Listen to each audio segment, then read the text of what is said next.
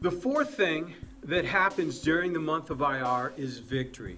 Now remember, the first thing was revelation, the second thing was healing, the third thing is provision, and then the very last thing is victory. Now think about this. Revelation, healing, and provision are all attributes of victory. You know, if you don't have revelation, how are you going to be victorious? If you don't have healing in your body, how are you going to walk in a victorious way? If you don't have provision, think about that. There is no victory in your life.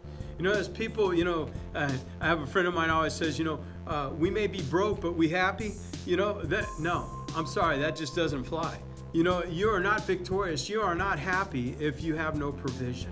So revelation, healing, and provision all are attributes of the victory. It's all leading us to the final thing that happens during the month of Iyar. Let me just move my notes a little bit here. And so as we look at victory, the month of Iyar is the month that the Israelites faced their very first enemy in the wilderness. It was the war with Amalek. Amalek means valley dweller. Now, let me just throw this out at you a little bit. Their victory came over Amalek. Amalek literally means valley dweller. But think about this. Your greatest enemy is going to be those people who dwell in the valleys. Those people who are down and low, and they want to suck you down to their level. They want to bring you down to whatever is going on in their life. The valley dwellers, Amalek. And that's the very first person that the very first army that God brings the children of Israel through to victory. It's the story in Exodus 17, verses 8 through 16. And it's where Moses had his arms held up, and when he held the rod up, victory came. When the rod came down, they began to lose. So Aaron and Hur came alongside of them and held his hands up so that victory could come. That was the war against Amalek. Victory is the final thing that the month of Iyar is bringing. Now, I don't know about you, but I want victory in my life. I am not going to stay where I'm at. I am not going to stay at the level that I'm at. I'm not going to stay in the understanding that I'm at. I'm coming after victory, and I know that the Father is bringing that for me. So Exodus 17, 8 through 16 is where Aaron and Hur were holding up the arms of the leader so that he could obtain victory for the children of Israel. During this, Yahovah reveals another one of his covenantal names. Yahovah Nisi, the Lord is my banner, or the Lord is my victory. See, the Father through the month of Iyar is revealing his covenantal names. But think about this. How many covenantal names is he revealing to you as you go through this season? So the covenantal name that's tied to victory is Yahovah Nisi, the Lord is my banner. In Exodus 17:15 is where that came from, and it says Moses built an altar and named it the Lord is my banner, or the Lord is my victor. Right there, in the middle of the war against Amalek, he stops and he builds, or at the end of it, he stops and he builds an altar. And he names it, the Lord is my banner. Man, that just blows my mind. See, during the month of Iyar is an anointing that we could draw in a new way to develop victory. And so I just encourage you to begin to ask and seek the Father, where do you have victory for me?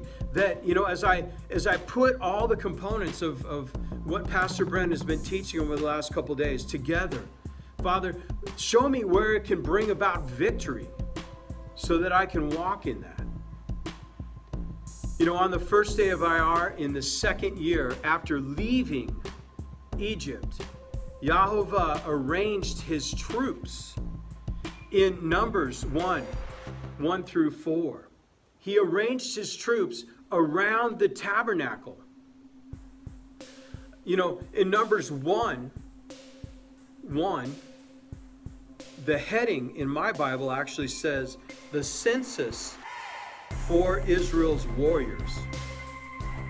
Man, this is tied to victory. The census for Israel's warriors. Think about this. Here's the verse. This is what it says. Then the Lord spoke to Moses in the wilderness of Sinai, in the tent of meeting, on the first day of the second month. That's Iyar. In the second year after they had come out of the land of Egypt, saying, take a census of all the congregation of the sons of Israel. And then it goes on to explain what happens there. And what happens is he surrounded the children of Israel around the tent of meeting. What happened in the tent of meeting after they got surrounded around the tent of meeting in order? You know what happened? More provision came. The greatest provision, the greatest victory that they could obtain was this. The Shekinah glory came and filled the temple. I don't know about you, that is an awesome victory. If you're God's people and you are seeking after Him, you're going after Him, the thing that we want to see, the thing that indicates to us that we have received victory is when the glory of God comes and fills the temple, fills this temple, fills our home, fills our relationship, when the glory of God, the Shekinah glory, and that happened during that time after they arranged the troops, because they were arranging the troops for a greater victory. Lastly, let me say this. Out of that time, in Numbers 6:22 through 27, the ultimate victory came. You know, that was a great victory to have the Shekinah glory, but the ultimate victory for us, in a sense, is not only just the presence, but Numbers 6:22 through 27 was the ultimate victory, and it was the blessing, Aaron's benediction, the Aaronic blessing. Because in that verse it says this, then the Lord spoke to Moses, saying, speak to Aaron and his sons, saying thus, you shall bless the sons of Israel. You shall say to them, the Lord bless you and keep you. The Lord make his face to shine upon you and be gracious to you. The Lord lift his countenance on you and give you peace. Verse 27, so they shall invoke my name on the sons of Israel, and then I will bless them. That is the ultimate victory. That the Father, through the month of Iyar, that's when this happened in Numbers 6:22 through 27, was the month of Iyar. This is an anointed time where we are receiving victory, and the ultimate victory is that the Father is blessing us. You know, his presence is amazing, and obviously that's not to lessen the Shekinah glory. But that Shekinah glory is amazing for us. But when his blessing rests on us and we are able to go out into the world, we affect the world around us. That is why, to me, it's a greater victory. Because when his blessing rests on me, it opens the eyes of those around me and say, there's something different about that guy. There's something happening in his life. Let me just pray this over you in Hebrew. Let me bring my notes up here for just a minute here. And, this is literally the shin. And so when rabbis would pray this over their people, they would create the shin with their fingers. This is also the name of God in Hebrew, Yod He Vav He, Yahovah. And those words, as I pronounce this over you, Yavarekaka Yahovah, Varishmereka, Ya'er Yahovah Panav Eleka Vihuneka, Isa Yahovah Panav Eleka, V'yasim Laka Shalom, V'yasim Laka Shalom. And as I pronounce that over you, I am placing his name on you, and he will confirm it by blessing you. I pray that this time of going through the month of Iyar has been a blessing to you. I hope that the things that I've shared with you have opened your eyes, and that you are on purpose going after a sense of just grabbing up everything that IR has for you during this month.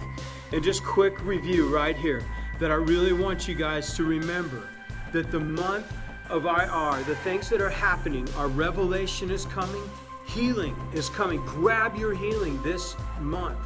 Provision is coming. If you haven't seen provision in your life, deal with it. If there's something that's holding up provision, now is the anointed time to remove that so that you can grab that provision and the ultimate victory. Revelation, healing, and provision brings you to the victory where we can reflect Yahovah, our Father, in a new and powerful way. And remember, we want to see you free and powerful.